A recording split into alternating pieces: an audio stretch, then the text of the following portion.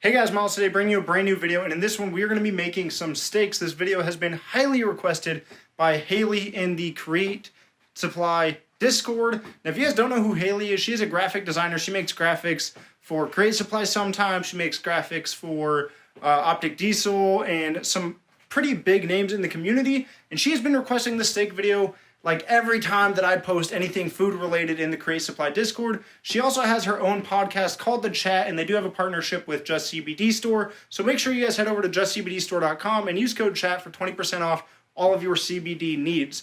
Now in this video, we are going to be cooking some prime ribeye cap steaks that you guys can see here. We're going to be seasoning them with rosemary salt, which we will be making and showing you guys the recipe, as well as pepper, dried thyme, some butter, and oil. They're going to marinate for about a day and a half or so, and then we're going to cook them up Sunday. Today is Thursday, so make sure you guys tune back in come Sunday. So it was getting a little hot here in the kitchen, so we did have to dress down out of the icicle hoodie and icicle beanie, and just put on a t-shirt and get the nice TST hat. First off, we got to get the apron on. Now, we're going to be making the rosemary salt here.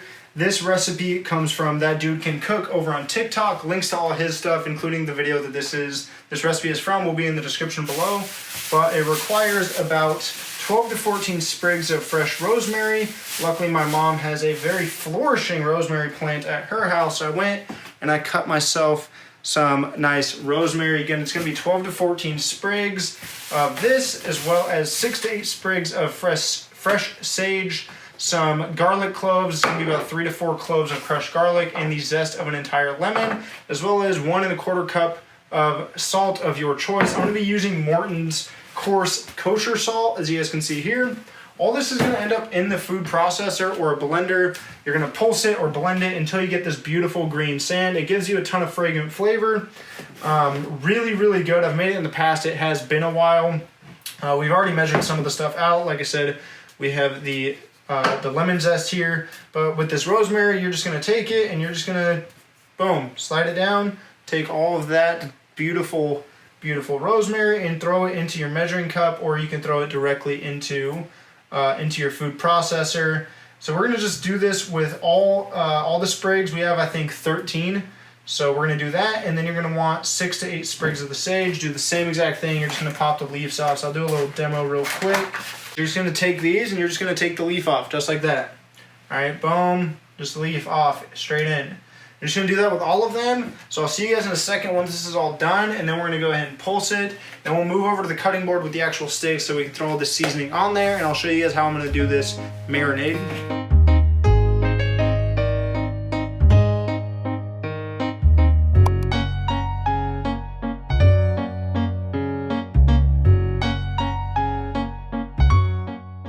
Alright, so rosemary salt is done. Let's get you guys over to the cutting board so we can actually sprinkle all the seasoning on there and walk you guys through that marinade process. Oh, it smells so good. Look at this. Hold on.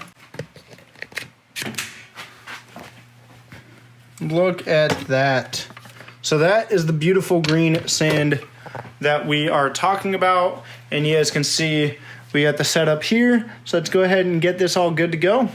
Alright, so now we have these beautiful things. I'm actually going to keep them in the blue here, in a little container, just so that I don't get seasoning all over the place. This is something I do once in a while. Seasoning-wise, we have the rosemary salt, which you guys just saw how to make.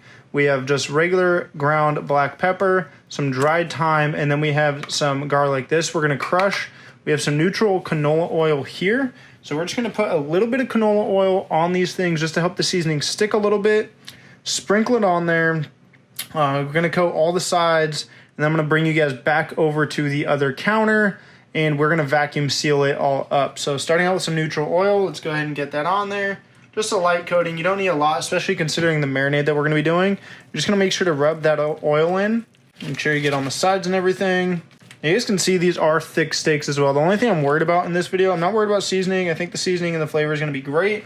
I am, however, worried about how I'm going to cook them. I hope that I don't get them too raw. I know that's something Hailey hates, and I do it all the time. I like a medium rare. I'm just hoping that I don't undercook them. Overcooking, I definitely don't want to do that either. I just think because they're such thick steaks, it's not the only something I'm going to have to worry about. Also, you guys do want to be sure to wash your hands. I just washed mine. After touching the raw meat, you don't want to be coming back in and touching all of your seasoning and contaminating that. So just make sure that you guys are washing your hands between each step. I'll also usually do something like this where I use tongs to help turn stuff.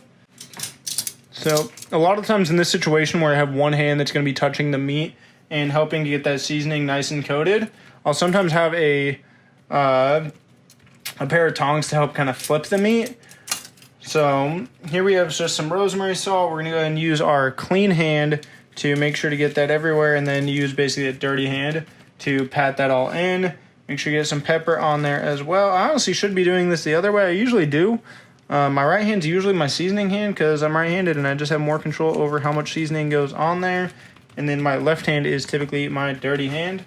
Now I'm going to go pretty light on the thyme because I will be cooking these with fresh thyme later on.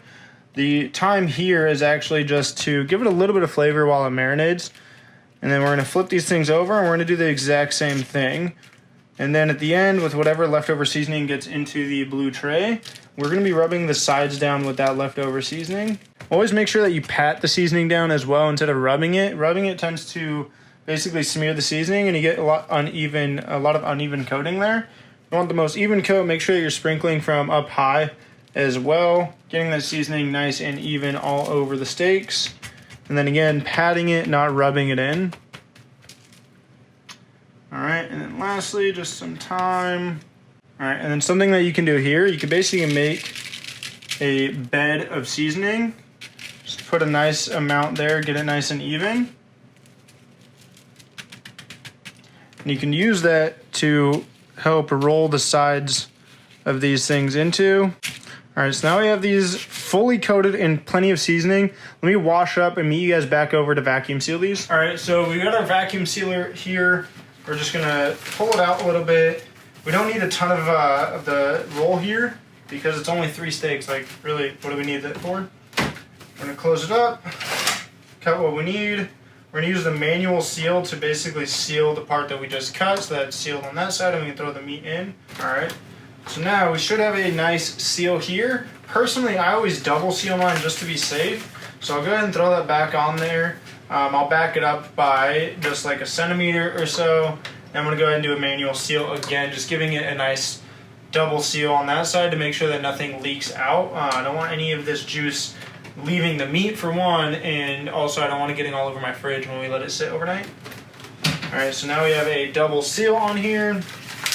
We're gonna open up this side of the bag, and we're gonna use the handy dandy tongs from earlier to get this meat in there. Try not to make too much of a mess just because I don't like having to clean this stuff up.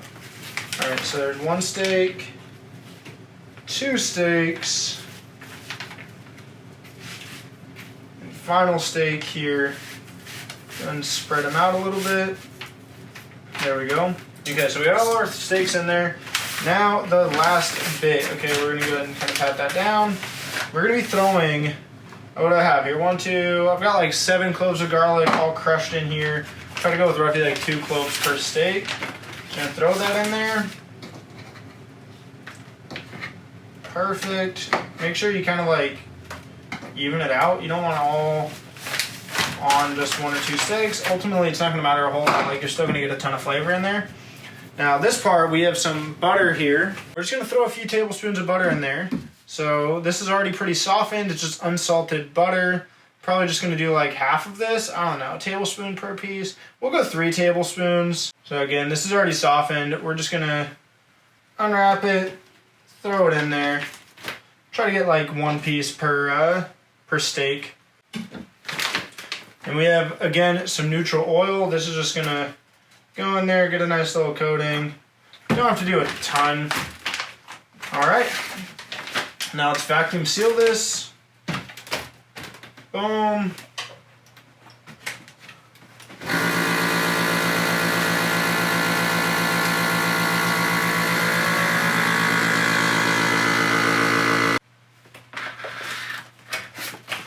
All right, and you guys can see there, we've got, you have the pats of butter, Now these you can kind of push in there if you want to. It's not gonna matter, like this stuff's just gonna soak and gain flavor.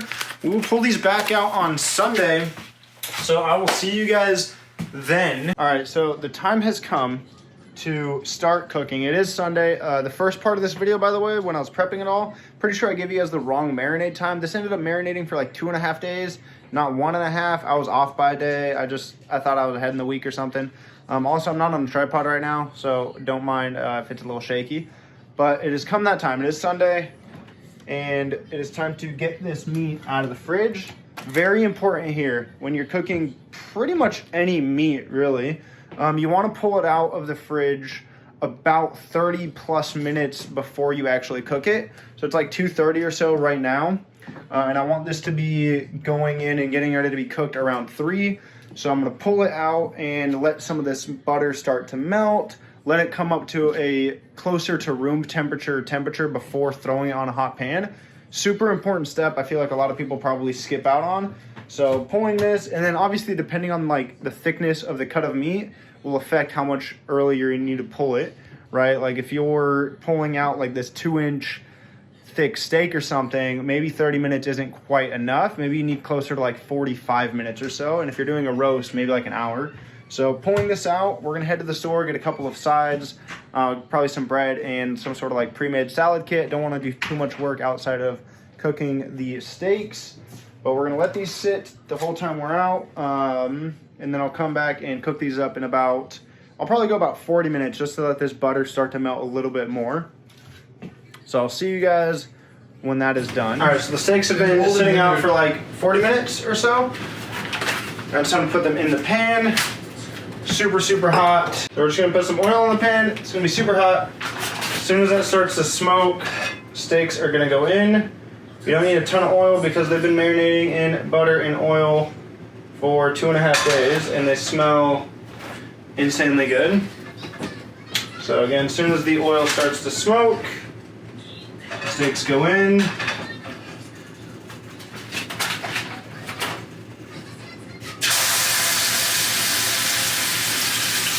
And we're gonna sear them on all sides, probably like 2 to 3 minutes a side.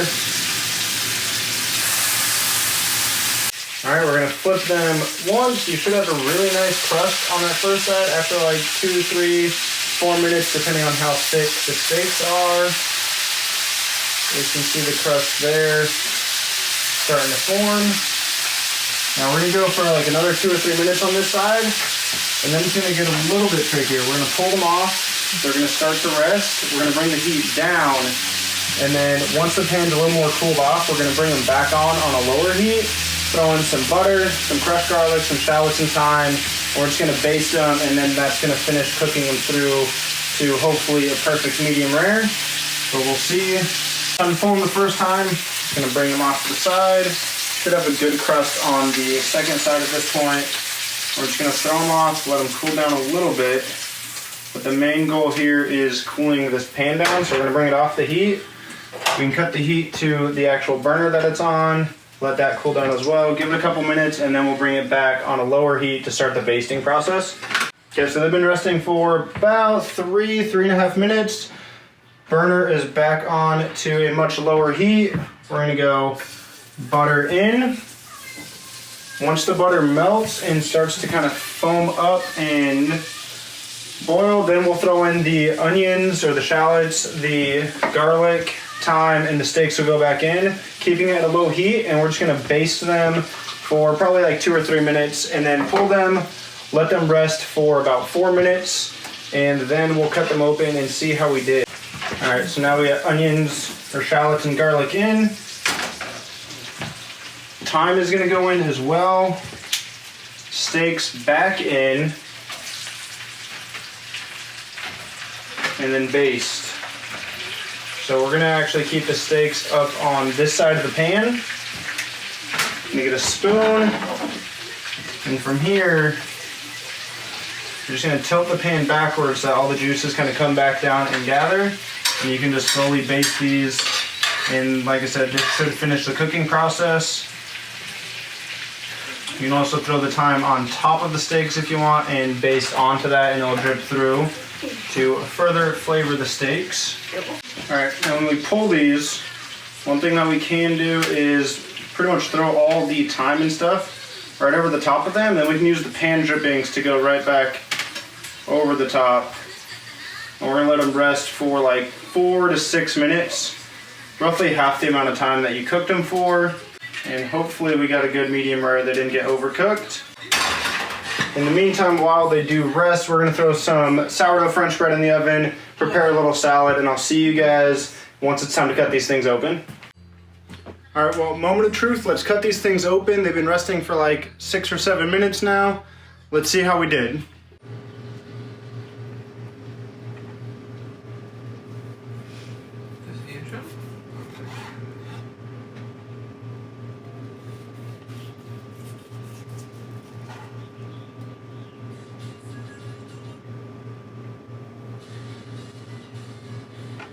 Yeah, it's like perfect.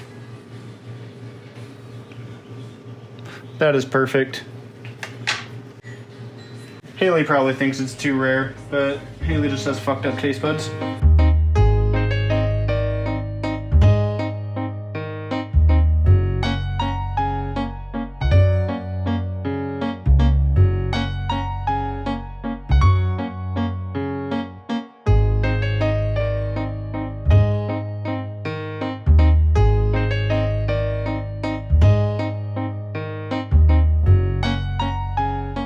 Alright, that's probably going to do it for this video. I came in here because my gimbal is about to die. Thank you guys so much for watching. Hailey, I'm sure the meat was probably too raw, too rare for your liking, but just cook it more, baste it longer. The most important steps are going to be to pull it out of the fridge and let it come to temp for 30 minutes to an hour, depending on the size of the meat.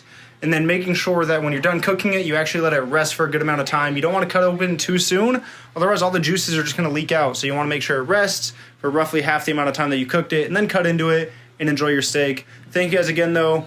And don't forget to like, comment, and subscribe. And also stay tuned. The next video will be announcing a giveaway with a bunch of my extra Create Supply stuff that I gathered over the last year. So make sure you guys are staying tuned for that. Subscribe, hit the bell notification so you guys get notified every time I post a new video. And see you guys on the next one. I'm out. Peace.